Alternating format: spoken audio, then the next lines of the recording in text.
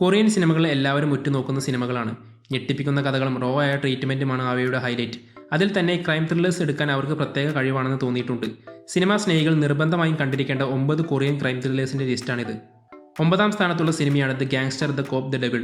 2019 ഇറങ്ങിയ ഈ സിനിമ പേര് പോലെ തന്നെ ഒരു ഗാങ്സ്റ്ററിൻ്റെയും ഒരു പോലീസുകാരൻ്റെയും ഒരു ചെകുത്താൻ്റെയും കഥയാണ് പറയുന്നത്. ഒരു കാർ ആക്സിഡൻറ്റിന് ശേഷം കാറിൻ്റെ ഫോട്ടോസ് എടുക്കാൻ ശ്രമിക്കുന്ന ആളെ ഒരു അജ്ഞാതൻ കൊലപ്പെടുത്തുന്നു. ഈ കേസ് അന്വേഷിക്കുന്ന പോലീസുകാരൻ ഇതൊരു സീരിയൽ കില്ലറുടെ പണിയാണെന്ന് സംശയിക്കുന്നു. ഇതേ സംഭവം ആ സിറ്റിയിലെ ഒരു ഗാങ്സ്റ്ററിന് സംഭവിക്കുമ്പോൾ ഈ പോലീസുകാരൻ ഗാങ്സ്റ്ററിൻ്റെ അടുത്തെത്തി ഈ കാര്യം അറിയിക്കുന്നു.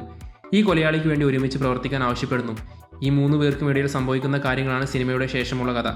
ആക്ഷനും ഒരുപാട് രോമാഞ്ചം ഉണ്ടാക്കുന്ന സീനുകളും അടങ്ങിയ ഈ സിനിമ ഒരു പെർഫെക്റ്റ് എൻ്റർടൈനറാണ്. ആക്ഷൻ ത്രില്ലർ ഇഷ്ടമുള്ളവർക്ക് ധൈര്യമായി കാണാം. 8ാം സ്ഥാനത്തുള്ള സിനിമയാണ് കൺഫെഷൻ ഓഫ് മർഡർ. 2012 ഇറങ്ങിയ ഈ സിനിമയിൽ ഒരു പെർഫെക്റ്റ് ക്രൈം ത്രില്ലറിന് വേണ്ട എല്ലാമുണ്ട്. 10 സ്ത്രീകളെ കൊലപ്പെടുത്തിയ ഒരു സീരിയൽ കില്ലറും ഒരു പോലീസുകാരനും തമ്മിൽ നടക്കുന്ന ചേസിലാണ് സിനിമ തുടങ്ങുന്നത്.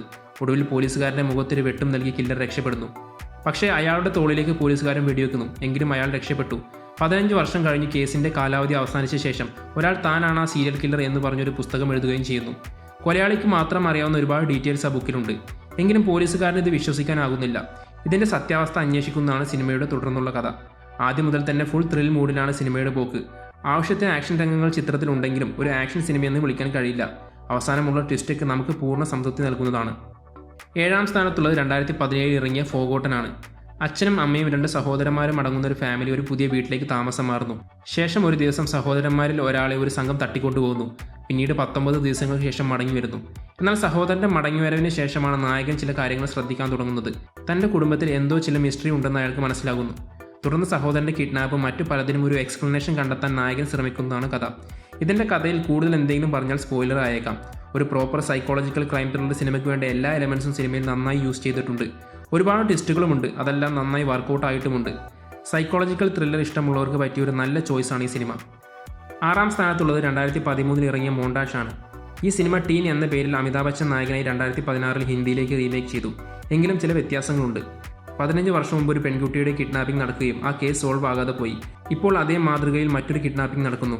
അന്ന് സംഭവിച്ച അബദ്ധം പറ്റാതെ ഇത്തവണ കുട്ടിയെ രക്ഷിക്കാൻ പോലീസ് ശ്രമിക്കുന്നതാണ് കഥ. നല്ലൊരു എഡ്ജ് ഓഫ് ദ സീറ്റ് ത്രില്ലറാണ് മോണ്ടാഷ്. കിഡ്നാപ്പിംഗ് മെത്തേഡും അന്വേഷണവുമെല്ലാം നല്ല എൻഗേജിംഗ് ആണ്. ക്ലൈമാക്സിലെ ട്വിസ്റ്റ് നല്ല സംതൃപ്തി നൽകുന്നുണ്ട്. ടീൻ കണ്ടവർക്കും ഈ സിനിമ കാണാവുന്നതാണ്. 5ാം സ്ഥാനത്തുള്ളത് പാരസൈറ്റ് സംവിധാനം ചെയ്ത ബോങ് ജൂങ്ങിൻ്റെ മദർ എന്ന സിനിമയാണ്. 2009 ഇറങ്ങിയ സിനിമ നിരൂപകരും പ്രേക്ഷകരും ഒരേപോലെ ഏറ്റെടുത്തു. പേര് പോലെ തന്നെ ഒരു അമ്മയുടെ കഥയാണിത്. ബുദ്ധിമാന്യമുള്ള ഒരു മകനുള്ള അമ്മയുടെ കഥ. നാട്ടുവൈദ്യം നടത്തി ജീവിക്കുന്ന ഒരു സ്ത്രീയുടെ ഏക തുണ മകൻ മാത്രമാണ്. ഒരു രാത്രി മദ്യപിച്ച് റോഡിലൂടെ വരുന്ന മകൻ ഒരു പെൺകുട്ടിയെ ഫോളോ ചെയ്യുന്നു. പിറ്റേന്ന് ആ പെൺകുട്ടി കൊല്ലപ്പെട്ടതായി കാണുന്നു. സാഹചര്യ തെളിവുകളെല്ലാം എതിരായതുകൊണ്ട് തന്നെ മകനെ പോലീസ് അറസ്റ്റ് ചെയ്യുന്നു. ശേഷം മകൻ്റെ നിരപരാധിത്വം തെളിയിക്കാനുള്ള ഈ അമ്മയുടെ ശ്രമങ്ങളാണ് സിനിമയുടെ കഥ. ഒരു ക്രൈം ത്രില്ലർ ആണെങ്കിൽ കൂടി വളരെ ഇമോഷണൽ സൈഡും കഥക്കുണ്ട്. അതാണ് ഈ സിനിമയെ വേറിട്ട് നിർത്തുന്നത്. ക്ലൈമാക്സ് ഒരേ സമയം ആശ്വാസവും അതേസമയം ഞെട്ടിപ്പിക്കുന്നതുമാണ്. അമ്മയുടെയും മകൻ്റെയും അഭിനയം എടുത്തു പറയേണ്ട ഒന്നാണ്.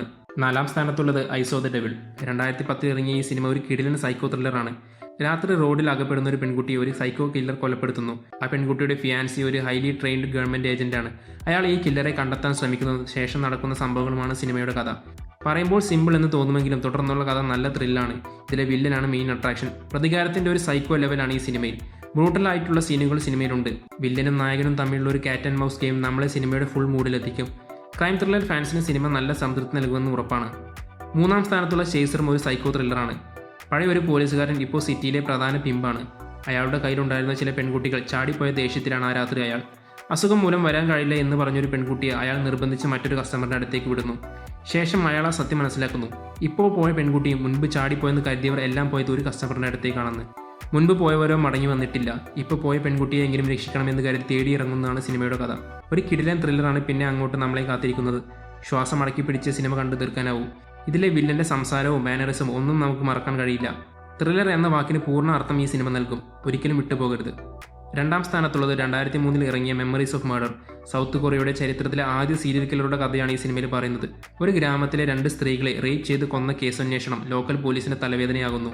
ഫോറൻസിക് ടെക്നോളജി ഒന്നും അത്രയില്ലാത്ത ആ കാലത്ത് ഊഹങ്ങൾ കൊണ്ടും സാഹചര്യ തെളിവുകൾ കൊണ്ടും കേസ് അന്വേഷിക്കുന്ന 2 പോലീസുകാരുടെ കഥയാണിത്.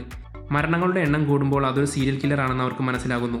വ്യത്യസ്തമായ അന്വേഷണ രീതിയിലുള്ള 2 പേരുടെയും കോൺഫ്ലിക്റ്റും സിനിമ ചർച്ച ചെയ്യുന്നുണ്ട്. മെമ്മറീസ് ഓഫ് മർഡർ എക്കാലത്തെയും ഏറ്റവും മികച്ച കൊറിയൻ സിനിമയാണ് അറിയപ്പെടുന്നത്. പാരസൈറ്റ് എന്ന സിനിമയേക്കാൾ ബോങ് ജൂൺ ഓസ്കാർ അർഹിച്ചിരുന്നത് ഈ സിനിമയ്ക്കാണ് എന്നാണ് പലരുടെയും വിലയിരുത്തൽ. സിനിമയുടെ റോ മേക്കിങ്ങും കിടിലൻ ക്ലൈമാക്സും എന്നും ഓർത്തിരിക്കും. ഒരു പെർഫെക്റ്റ് സീരിയൽ കില്ലർ മൂവി എന്ന് ചോദിച്ചാൽ സംശയമില്ലാതെ സിനിമയുടെ പേര് പറയാൻ കഴിയും. മൾട്ടിപ്പിൾ വാച്ച് അർഹിക്കുന്ന ഒരു ക്ലാസിക്കാണിത്. ഒന്നാം സ്ഥാനത്തുള്ളത് 2003 ഇറങ്ങിയ ഓൾഡ് ബോയ്. 15 വർഷമായി ഒരു മുറിയിൽ തടവിൽ കഴിയുന്ന ആളാണ് നായകൻ. ആരാണ് എന്നോ എന്തിനാണെന്നോ അയാൾക്കറിയില്ല. അങ്ങനെ 15 വർഷം കഴിഞ്ഞപ്പോൾ അയാളെ തുറന്നുവിടുന്നു. ഇത്രയും വർഷം തന്നെ ഒരു കാരണവുമില്ലാതെ തടവിലാക്കിയ ആളെ തേടിപ്പോകുന്നു. അതാണ് തുടർന്നുള്ള സിനിമയുടെ കഥ. എന്നാൽ അയാൾ തേടേണ്ടിയിരുന്ന ഉത്തരങ്ങൾ മറ്റു ചിലതായിരുന്നെന്ന് വൈകാതെ അയാൾക്ക് മനസ്സിലാവും. പിന്നീട് നമ്മൾ കാണാൻ പോകുന്നത് എക്കാലത്തെയും മികച്ചൊരു റിവെഞ്ച് ഡ്രാമയാണ്. ഇതിൻ്റെ കഥയുടെ ഒരു ഡെപ്തും ക്ലൈമാക്സിൽ അനുഭവിക്കാൻ പോകുന്ന ഞെട്ടലും പറഞ്ഞറിയിക്കാൻ കഴിയില്ല.